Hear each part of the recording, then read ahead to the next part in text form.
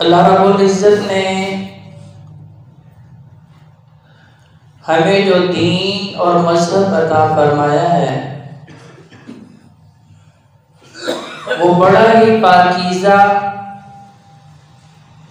फितरत के मुताबिक और शर्म व हया का बेहतर है।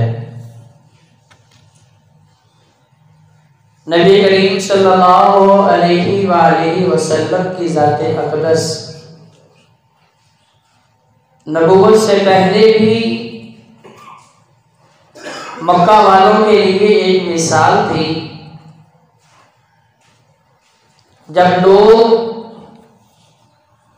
गुनाह करके उसे गुनाह नहीं बल्कि फख्रिया काम समझते थे,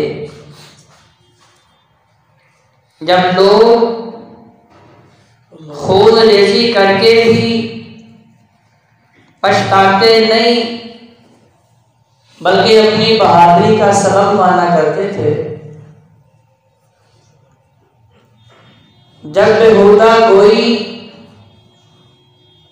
और फहाशी और उरियानी माशरे के अंदर रवाज पा चुकी थी और माशरा उस बुराई को बुराई नहीं समझता था, उस वक्त भी अल्लाह रब्बुल इज़्ज़त ने महबूब पैगंबर अलैहिस्सलाम को मक्का वालों के लिए ऐसी बेहतरीन मिसाल बनाया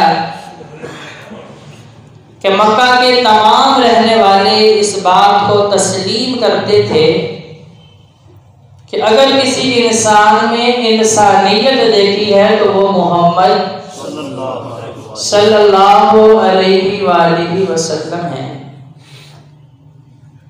और नबी करीम सल्लल्लाहु अलैहि वसल्लम के वो अशख़ास, वो असहाब, वो उम्मती, वो दोस्त, वो यार जिनके तज़किरे अल्लाह रब्बुल इज़्ज़त ने तौरात और इंजील के अंदर फरमाए हैं, अल्लाह ने उनको भी इन माशरती बुराइयों से महफूज रख के बताया कि आज का इंसान जिसके सामने जब इस्लाह की बात की जाती है या मुझे ही कोई अच्छी बात बताने के लिए और अच्छी चीज़ सिखाने के लिए कोई दावत देता है तो सबसे पहला सवाल मेरी ज़ुबान से ये सादर होता है और बेख्तियार मेरी ज़ुबान से ये निकलता है जी सारे ही कर रहे हैं, कौन सा मैं अकेला कर रहा हूँ, फलां को भी देखें, फलां को देखें, फलां को देखें।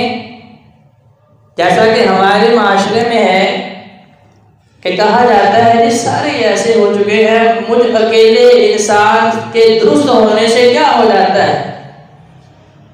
जब कह जाता है वो कहा ये सोच भी शैतानी सोच है, क्योंकि अगर मैं दुरुस्त होऊंगा तो इसका मतलब क्या है कि जब कब्र में मुझे उतारा जाएगा, मेरे अज़ीज़ा व क़रीबीन, मेरे दोस्त अहबाब, मेरे रिश्तेदार मेरे ऊपर मनोमट्टी डाल के मुझे छोड़ के तने तनहा आ जाएंगे, उस वक्त मुझे कौन सी चीज़ फ़ायदा देगी? वो इस्लाह और वो नेक अमल जो मैंने अपनी ज़िंदगी में किया है वो मरने के बाद मुझे काम आएगा, वहाँ दोस्त काम नहीं आने। वो दोस्त जिनको देख के आज मैं भी बुराई कर रहा हूँ, वो दोस्त जिनको देख के आज मुझे भी हौसला हो रहा है जी फलां भी गलत काम कर रहा है, मैं भी कर लूँगा तो कौन सी बड़ी बात है। कुरान मजीद फुरकान हमीद ने इस्लाह का आगाज़ अपनी ज़ात से करने की तलकीन की है।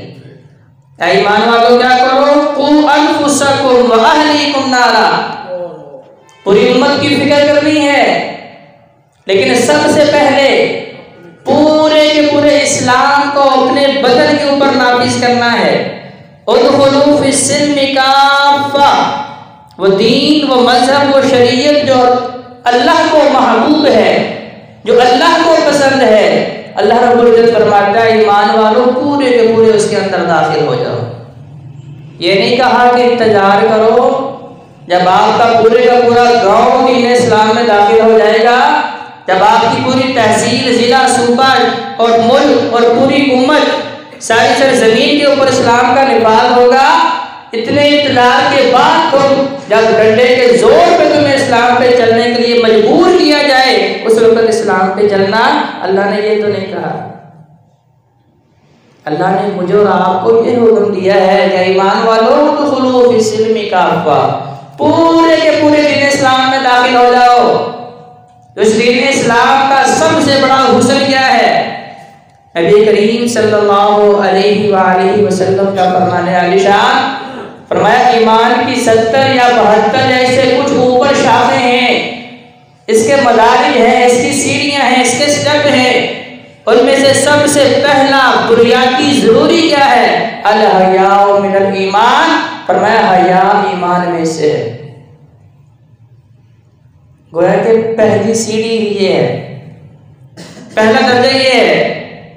अगर हमारी निगाहों में शर्म और हया नहीं, अगर हमारी निगाहें पाकीज़ा नहीं, अगर हमारी सोच का जाविया पाकीज़ा नहीं, अगर हमारी ख्वाहिशात पाकीज़ा नहीं, तो जाते जी वकार जो कुछ मर्जी कर ले, हमारे दिल के अंदर ईमान रह सकता?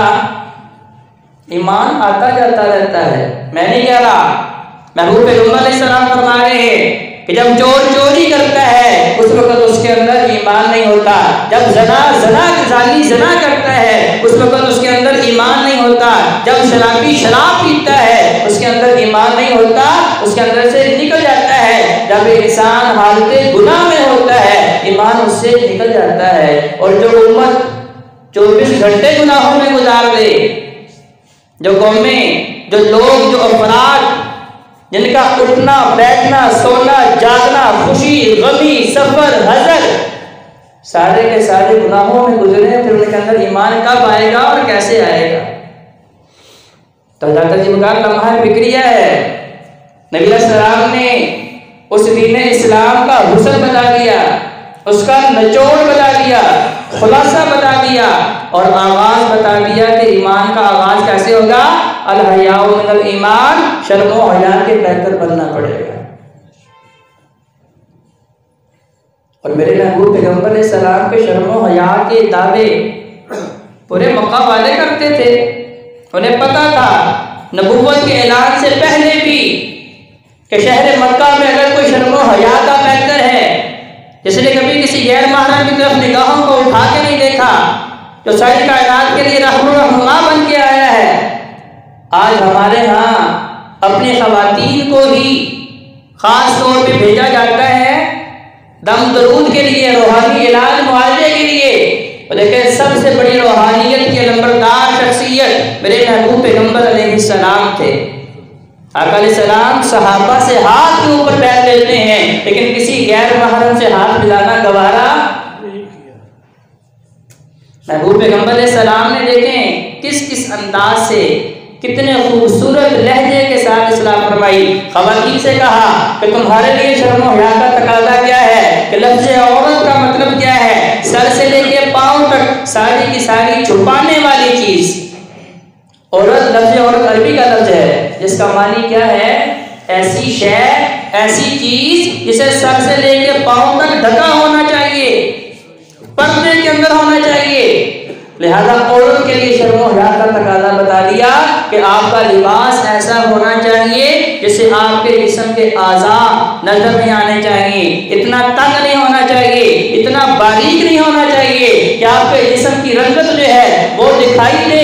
ये औरतों को शर्म और हया का तकाज़ा बताया। और साथ मर्दों को भी क्या कहा कि आप औरतों को ताड़ते रहें, बल्कि मेरे महबूब पैगंबर अलैहिस्सलाम को अशवारे ने कुरान में हुक्म दिया कि ईमान वालों को बता दे जब ये अपने घरों से निकलते हैं, बाजारों में अपनी ज़रूरियात ज़िंदगी पूरी करने के लिए जाते हैं, अपनी निगाहों को झुका के जाया करें,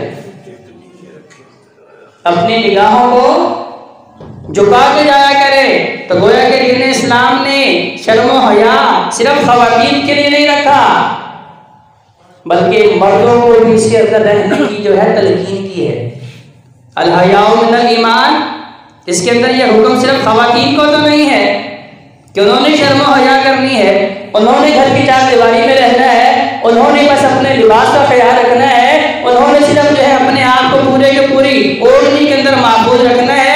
अल हयाउ मिनल ईमान हर मोमिन और मोमिना के लिए हुक्म है, हर मुसलमान मर्दों ख़वातीन के लिए हुक्म है कि भाई हया ईमान का पहला दर्जा है, इसके ऊपर पाँव रखेंगे फिर अगले स्टेप पे जा सकेंगे, वरना आप ईमान की सीढ़ियाँ चढ़ सकते नहीं, चढ़ेंगे।